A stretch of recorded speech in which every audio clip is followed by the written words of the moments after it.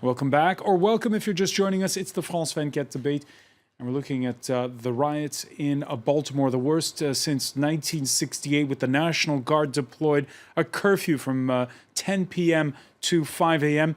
Even the baseball game of the Baltimore Orioles and the Chicago White Sox was canceled on Monday evening. With us to talk about it, filmmaker and campaigner with Democrats Abroad, Zachary Miller. We're also with former journalist Ricky Stevenson and political scientist Mathieu Zadgroski and criminologist Chanel Jones, who joins us from Columbus, Ohio, and who teaches at Ohio Dominican University. Now, in announcing that curfew and the deployment of the National Guard, Baltimore's police commissioner pointing to social media calls by gangs to target officers. From what I know, we had Black guerrilla families, the Bloods and the Crips had a meeting yesterday, validated and verified. They said at the conclusion of Mr. Gray's funeral day, each group was intended to kill and take out a police officer. Chanel Jones, your reaction to that? It's just crazy. You know, I don't have much of a reaction to that right now. I do know the Bloods and the Crips, I believe, are unifying, and I think, they're unifying to come against the police officers, but I think that story is still developing at this point. So I want to follow that a little bit more before I speak on it, for at least for that one. Ricky Stevenson, when you look at one of the big differences between Ferguson and Baltimore is in Baltimore, you do have an integrated police force, a police commissioner who is an African-American, a mayor who's an African-American. It's not the same as Ferguson in that respect. But the same issues, the same challenges exist for the community, in that you have a police force that they're not held accountable for the things that they do to people. You have the same issues of young Black men not being employed, being put in prison. I mean, when we talk about the privatization of prisons, you have to have a pipeline. And these young men are being put in prison for things that young white men would be saying, oh, that's just spring fun, hijinks. And I'm decrying the fact that they're being called riots. I think they should be called protests. And I'm angry that there was no attention, or very little attention, given to the 10,000 people who protested. How long? There's a time when you become angered. When you've protested, you've said please, you've gone to city council meetings, and there's no attention given. I can't fault our new Attorney General, Loretta Lynch. She just came into office. She was a victim of racism herself, in that she was not, the Senate blocked her confirmation for close to 2 months. I mean, it was just stupid.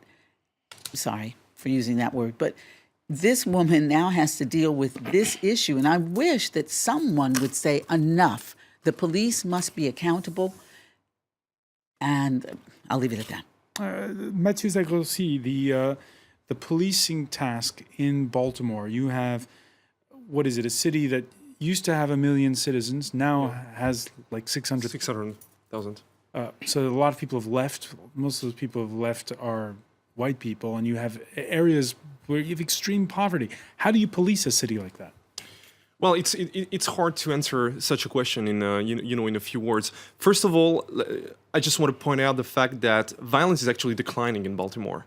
If you compare the homicide rate, the number of homicides 20 years ago to what it is today, we went from 350 to 200.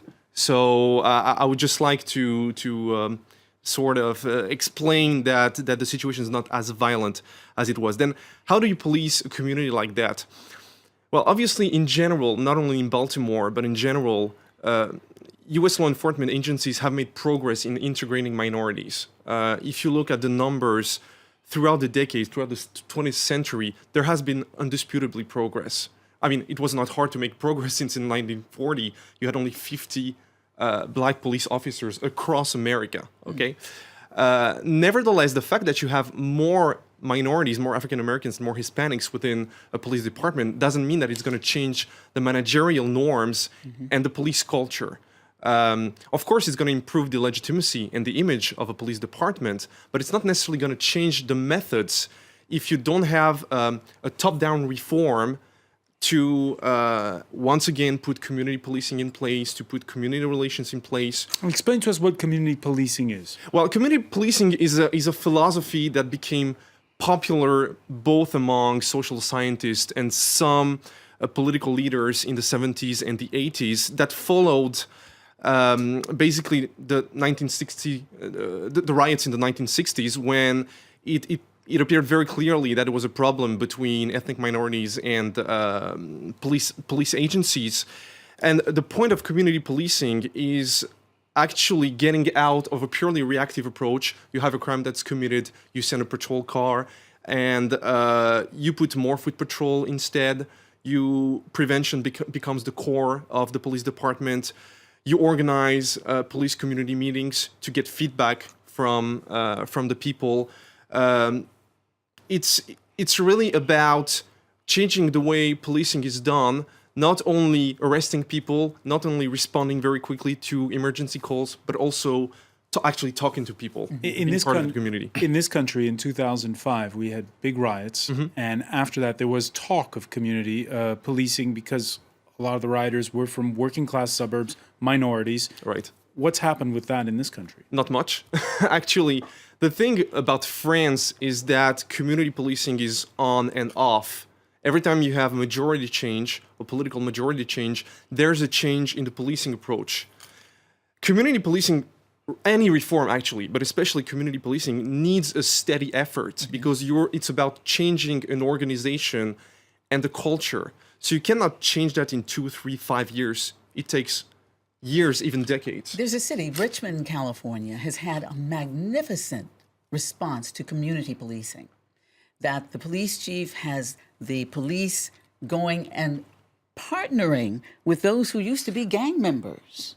They bring them in, they have meetings, the police go to different events with these young people. There have even been scholarships given to these young former thugs. Now they're called scholars.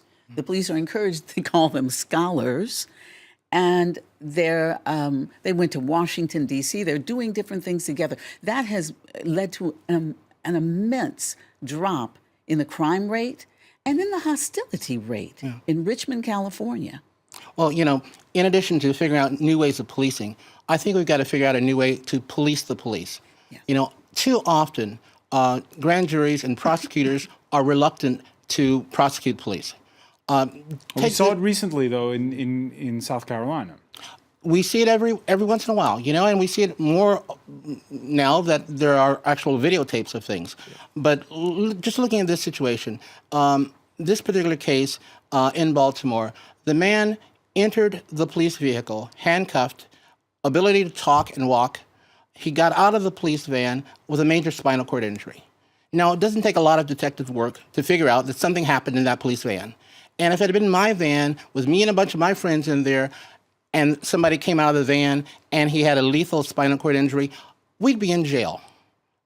And so that kind of thing, it's a reluctance to even question the police about what obviously there was no wreck with the police van. There is an investigation, by the way, ongoing. There is an investigation and we're ongoing. Expecting to hear from that inquiry But before the end of the week. Pay. They're suspended with pay. All right. That's ridiculous. U.S. President Barack Obama, he in the remarks he made earlier, said we cannot federalize every police department in the country and force them to retrain. Right. And I think, too, the thing is, I've heard a lot of veteran police officers say that right now they are just picking from the bottom of the barrel. They will take anyone who has a pulse. And they're upset about it, too, because it's spoiling the whole force. Not only is spoiling the force, it's making them look bad, and it's costing cities millions of dollars in civil lawsuits. So we've got to filter out the bad cops, and we've got to pay cops more. It's a hard job, but we've got to pay cops more, but better cops. All right, pay cops more. I'm gonna have to break in now because we have a breaking news story that we're following. Word that there has been no official confirmation yet of the execution of those of the inmates in Indonesia, of the so-called Bali 9. However, press is reporting that there is at this point news that their executions have begun. Let's go Dean Bernardo in Manila, the Philippines, a Filipino national among those who'd been slated for execution. Dean, what's the latest you've heard? Yes, as of now, we've been monitoring the situation, and we have been told that it is any minute now that the execution will happen against Mary Jane Veloso. The information that we received from the family says that Mary Jane has opted not to go blindfold, and she is going to face the execution face on. And right now, it's a lot of intense moment for the family. That's what we've monitored right now. Dean, I'm going to interrupt you because the Reuters news agency reporting that eight of the so-called Bali 9 have been executed. However, she, the Filipina inmate, has not been among them. That's according to local media reports in Indonesia. Well, if that happens, it's a welcome news if they're going to give a stay on the execution, because the Philippine government has offered the Indonesian government new evidence that will help the Indonesian government possibly suppress this drug syndicate, because Mary Jane Veloso was used by a so-called African drug cartel operating in the region. Now, this afternoon here in Manila, the recruiter of Veloso surrendered voluntarily to Filipino authorities, and he is willing to provide information on the drug syndicate who recruited Veloso back in 2010. Now, if the if the Indonesian government will hold on her execution, this would be very, very much welcome, because our President Benigno Aquino has been appealing constantly to President Widodo since the last two-day summit in Malaysia, the Association of Southeast Asian Nations. Now, all they're asking is that to consider and listen to the testimonies, and if Jakarta would be willing to convert Mary Veloso as a state witness on their ongoing. All right, and we'll see if there's confirmation of that she has been spared. However, again, the Reuters news agency reporting that 8 others for the so-called Bali 9, despite international calls, have been executed. I want to thank Dean Bernardo in Manila for joining us. Let's cross now to Alex Parry in Australia. Alex, any reaction to this news that's coming in? Certainly huge dismay from thousands of people around the country who have held candlelight vigils overnight for the pair of Australians who are on death row. And there was certainly very high hopes that the President might backtrack on his decision and offer the drug smugglers clemency. We've seen efforts from the Prime Minister and our Foreign Minister in Indonesia, also a last-minute statement coming from the European Union, from France, and of course Australia's political leaders were in France just recently negotiating some anti-terror legislation and joint moves there. So what we've seen is some renewed focus from both of those countries on addressing the issue of capital punishment for drug smugglers, both agreeing that it definitely should not go ahead. So this was a real test for the President of Indonesia, whether he was going to bow to those pleas in order to keep those relationships strong. What he's done is gone ahead with the execution. This is certainly going to cause a deep rift in the relationship with Australia. Alex Parry, many thanks for that update. Again, if you're just joining us here on France 24, 8 drug convicts executed by an Indonesian firing squad early on Wednesday after midnight local time. A Filipina on death row with the Australians, Nigerians, a Brazilian, and an Indonesian, reportedly not among them. That is an unexpected development. More on that story at the top of the hour. Welcome back again. We're in the France 24 debate, and we're talking about the rioting in Baltimore. Zachary Miller was saying a minute ago about things being on videotape. Part of the reason police brutality is making news is that it's getting caught on tape. In Ferguson last summer, there was none. But amateur video of a police officer shooting dead in the back a black suspect resulted recently in prosecution in North Charleston, South Carolina. And with officers equipped with cameras, there was also the case of an auxiliary sheriff's deputy in Tulsa mistakenly pulling the trigger on a suspect who was already apprehended. Let me ask you, Chanel Jones, is technology going to help in the reform of policing? Well, let me tell you, videotape is going to allow the public to see what is actually happened. And so we get another perspective. We saw that with Walter Scott when he was shot, point blank in the back by that officer as he was retreating. And the officer gave one story that he was trying to reach for his taser. And in reality, the officer picked up the taser and then dropped it down by his dead body. So, the video helps. But what I don't want our society moving to is a position where we have police officers doing their job the way they should be doing their job just because they know they are being recorded. People should be doing right. Police officers should be acting right and treating people fairly because that is just the right thing to do. It is the humane thing to do. And so, I do appreciate the videotapes with the videos and the cameras so we can see what has happened. But as we saw with the situation involving Eric Gardner, he was videotaped, said, I can't breathe. And still, he's dead and the officers no accountability there. Mm-hmm. And so, they provide another set of eyes for us. They allow us to see what exactly happened. It helped with the situation with Walter Scott. Of course, that officer was immediately charged with shooting him. But I don't want our society moving to a position, into a place where we have officers doing their job the way they should be doing their job simply because a camera is watching them. They should be doing their job because that's the right thing to do. Matthew Zadglowski, I know you work with the Interior Ministry here in this country sometimes. What's the advice you give them on that score? You mean to French policing forces? Well, just regarding the camera experiment, I fully agree that you need more than just cameras to fix the problem. You need proper managerial and training norms.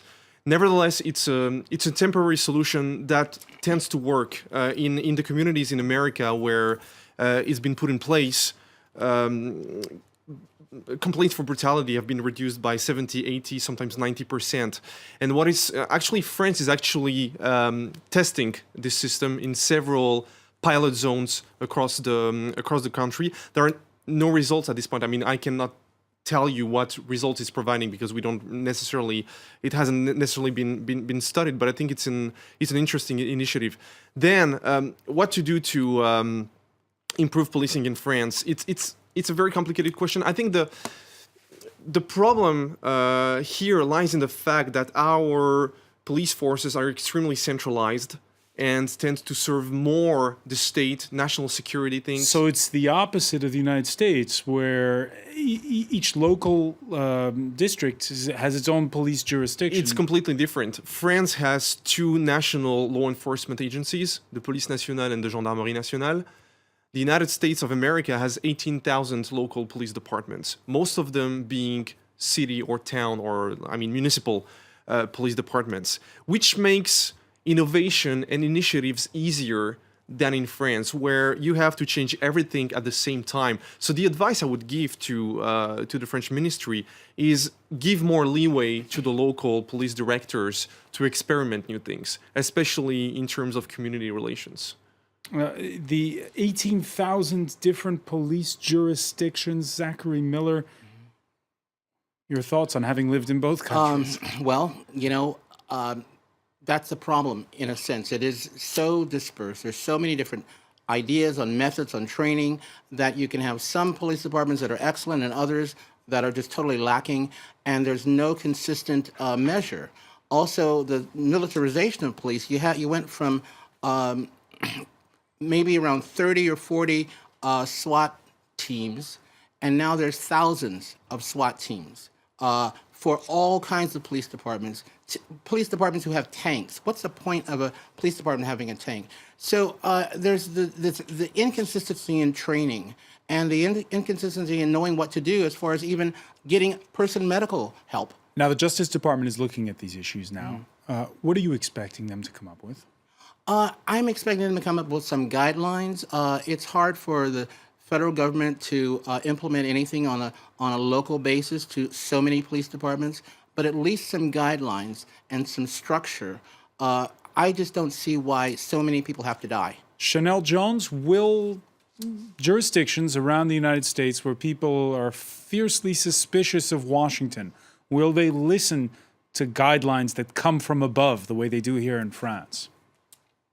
I doubt it, and that's because each local community is different. They have their own unique needs. They have their own cultures, per se, their way of being. And so that's one of the reasons why the police and law enforcement agencies are decentralized in America, because they're designed to reflect the community in which they serve. And so, where we have the militarization of the police, and that is a problem. We have officers, who don't know really how to use the equipment, what the equipment is for. But we also have in America this intrinsic issue of, our country is founded on, issues of racism and the discrimination and, the disparate treatment of African Americans. And a lot of that infiltrates itself into the criminal justice system and how justice is administered to different communities, particularly communities of color. So I think, having a directive come from, Washington to the police officers, that could provide some structure, but will it meet all of the unique needs of every community? Probably not. And that is one of the main reasons why our law enforcement agencies are so decentralized here. All right, before we go, Ricky Stevenson, you were telling me about your father-in-law being from Baltimore. We're watching live images from Baltimore. Interestingly enough, I just got a message from a journalist colleague, and he had interviewed a woman who said that she was part of the peaceful protest. They had left Mondawmin Mall. They were walking downtown, and that's when the problems began. There were people who were blocking them, helping them as they did this peaceful protest.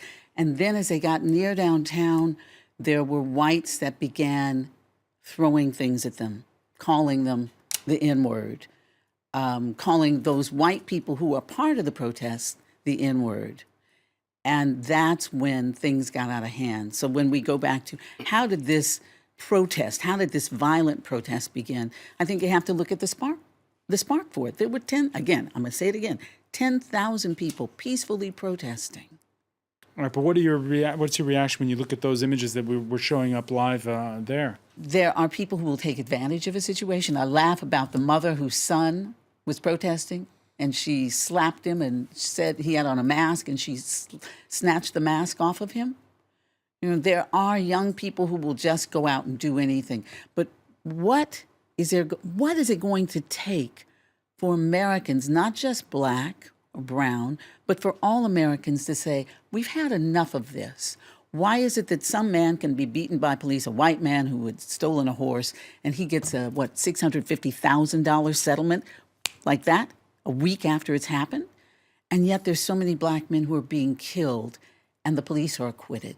Does everyone have to have a camera? And even if they have a camera on them, will that do anything? All right. I want to thank you, Ricky Stevenson. I want to thank as well Matthew Zadgrovski, Zachary Miller, and Chanel Jones for joining us from Columbus, Ohio. Stay with us, though. Our Media Watch segment is next.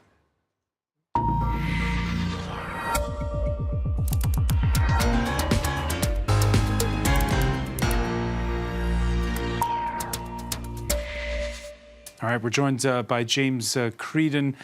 James, our correspondent Philip Crowther was reporting earlier on, it's a bit eerie to have the National Guard show up in Baltimore, 40 miles north of Washington. That's right, a huge amount of coverage of what's been happening in Baltimore in the press, and in terms of the media coverage of it, some criticism as well. This on Mike.com, saying that a lot of the media coverage report focused on, perhaps you could even say, isolated incidents of violence. You have the Baltimore Sun here very much focusing on one violent scene, with one tweet saying, well, there were many other frames that could have been chosen for the front cover of the local newspaper, such as peaceful scenes like this one. Out of more than 2,000 who marched towards City Hall on Saturday afternoon, only 100 or so were responsible for the chaos, says some of the coverage. So perhaps a disproportionate amount of coverage focusing on incidents of violence when in fact a lot of the protests were really quite peaceful.